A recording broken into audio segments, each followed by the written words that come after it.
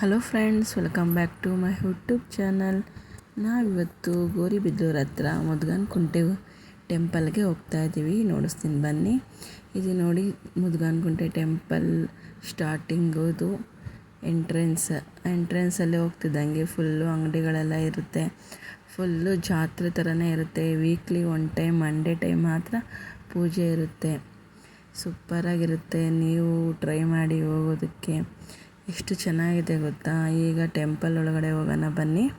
ನೋಡಿರಿ, ಇದು ಟೆಂಪಲ್ಲು ಗಂಗಮ್ಮ ಅಂತ. ಇದು ಮುದ್ಗನಕುಂಟೆ ಅಂತ ಅದು ಊರ ಹೆಸರು. ಅಲ್ಲಿ ಟೆಂಪಲ್ ಹಿಂದೆ ಒಂದು ಕಲ್ಯಾಣಿ ಇದೆ. ಆ ಕಲ್ಯಾಣಿಯಲ್ಲಿ ಸ್ನಾನ ಮಾಡಿ ಪೂಜೆ ಮಾಡಬೇಕು. ಫುಲ್ಲು ರಶ್ ಇತ್ತು. ಟೆಂಪಲ್ ಒಳಗಡೆ ಹೋಗೋಕ್ಕಾಗಿಲ್ಲ. ಸೈಡಲ್ಲೇ ನಿಂತು ನಾವು ಕಲ್ಯಾಣಿಯಲ್ಲಿ ಸ್ನಾನ ಮಾಡಿದ್ವಿ. ಕಲ್ಯಾಣಿಯಲ್ಲಿ ಸ್ನಾನ ಮಾಡಿ ಹಂಗೆ ಸ್ನಾನ ಮಾಡಿಬಿಟ್ಟು ನಾವು ಪೂಜೆಗೆಲ್ಲ ರೆಡಿ ಮಾಡ್ಕೊತಾ ಇದ್ದೀವಿ. ಅದು ಒದ್ದೆ ಬಟ್ಟೆಯಲ್ಲೇ ನಾವು ಪೂಜೆ ಮಾಡಬೇಕು. ಮತ್ತು ಸ್ಯಾರಿ ಚೇಂಜ್ ಮಾಡೋಂಗಿಲ್ಲ. ಪೂಜೆ ಎಲ್ಲ ಆದಮೇಲೆ ಸ್ಯಾರಿ ಚೇಂಜ್ ಮಾಡಬೇಕು. ನೋಡಿರಿ, ಈ ಥರ ನಾವು 5 ಕಲ್ಲು ಇಟ್ಕೊಂಡು ಅದಕ್ಕೆ ಅರಿಶಿನ ಕುಂಕುಮ ಎಲ್ಲ ಇಟ್ಟು ಎಡೆ ಎಲ್ಲ ಇಟ್ಟು 5 ಎಡೆ ಮತ್ತು ದೇವ್ರಿಗೊಂದು ಎಡೆ ಅಂತ ಬಾಳೆಹಣ್ಣೆಲ್ಲ ಇಡಬೇಕು. ಮತ್ತು ಇದು ಅಕ್ಕಿ ಮತ್ತು ಬೆಲ್ಲನ ತಂಬಿಟ್ಟು ಥರ ಮಾಡಿ ಅದು ಬಾಳೆಹಣ್ಣು ಪಕ್ಕ ಒಂದೊಂದು ಪಿರ್ಚೆ ಥರ ನಾವು ಇಡಬೇಕು. ಅದು 5 ಜನ ಮುತ್ತೈದೆಯರಿಗೆ ಕೊಡಬೇಕು.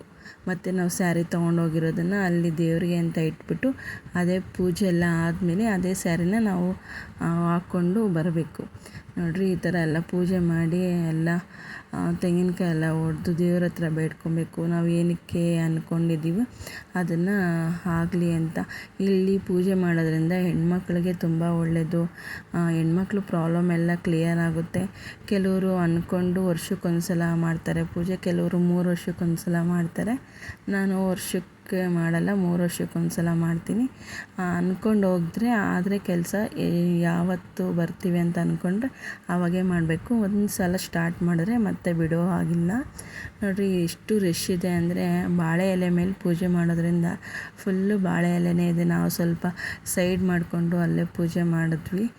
ನೋಡಿರಿ, ಈ ಥರ ಎಲ್ಲ ಟೆಂಪಲ್ ಇದೆ. ಟೆಂಪಲ್ ಚಿಕ್ಕದೆ ಅಂದರೆ ಗ್ರೌಂಡ್ ತುಂಬ ದೊಡ್ಡದು, ಜನ ಜಾಸ್ತಿ ಬರ್ತಾರೆ.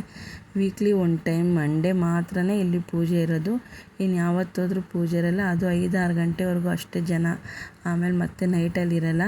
ಮತ್ತು ಪೂಜೆ ಎಲ್ಲ ಮುಗಿಸ್ಕೊಂಡು ನಾವು ಆ ಸಾರಿ ವೇರ್ ಮಾಡಿಕೊಂಡು ಊಟಕ್ಕೆ ಹೋದರೆ ಫುಲ್ಲು ಕ್ಯೂ. ನೋಡಿರಿ, ತಟ್ಟೆ ತೊಗೊಂಡಿದ್ದೀವಿ. ಮತ್ತು ಪ್ರಸಾದ ತಿಂದ್ಕೊಂಡು ಮತ್ತು ನೋಡಿರಿ, ಪ್ರಸಾದ ಸೂಪರಾಗಿತ್ತು. ಮತ್ತು ಕಡಲೆಪುರಿ ತಗೊಂಡು ಊರ ಕಡೆ ಬರ್ತಿದ್ವಿ. ನೋಡಿರಿ, ಲಾಸ್ಟ್ ನೋಡಿಸ್ತಿದ್ದೀನಿ. ಊರ ಕಡೆ ಬರ್ತಿದೆ. ಫುಲ್ಲು ಮಳೆ. ಹೇಗಿದೆ ಅಂತ ಹೇಳಿ ಕಮೆಂಟ್ ಮಾಡಿ. ನೀವು ಒಂದು ಸಲ ಗೌರಿಬಿದನೂರು ಹತ್ರ ಮುದ್ಗನಕುಂಟೆ ಟೆಂಪಲ್ಗೆ ಹೋಗಿ ಬನ್ನಿ, ಒಳ್ಳೆಯದಾಗುತ್ತೆ. ಹೇಗಿತ್ತು ಅಂತ ಕಮೆಂಟ್ ಮಾಡಿ.